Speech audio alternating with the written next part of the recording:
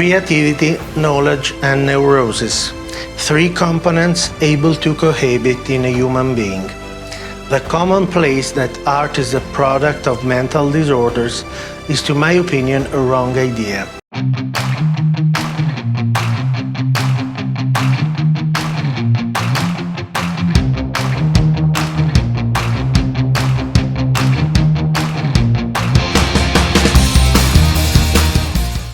Art is the expression of a deep soul who developed with a mix of emotions and knowledge special contents to express.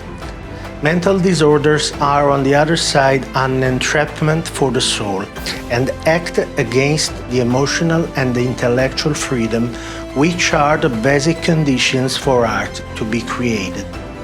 The complexities at the origin of a mental disease can at the same time produce that deepness who becomes art, as two alternative ways.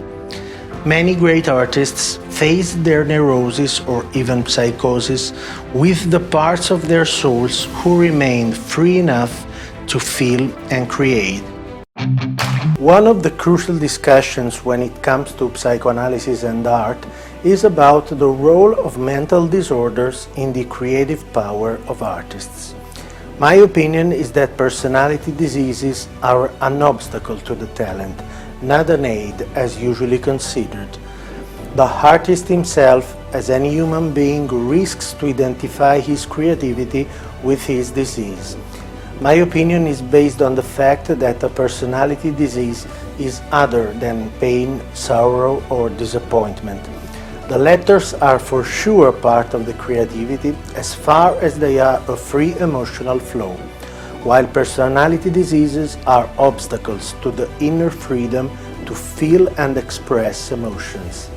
Unfortunately, the majority of people cannot perceive this distinction, bearing their diseases as inexorable fate.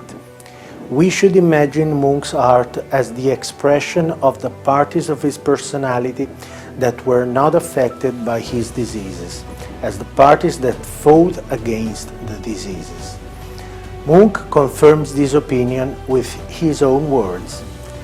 I am of the opinion, however, that my art is not sick.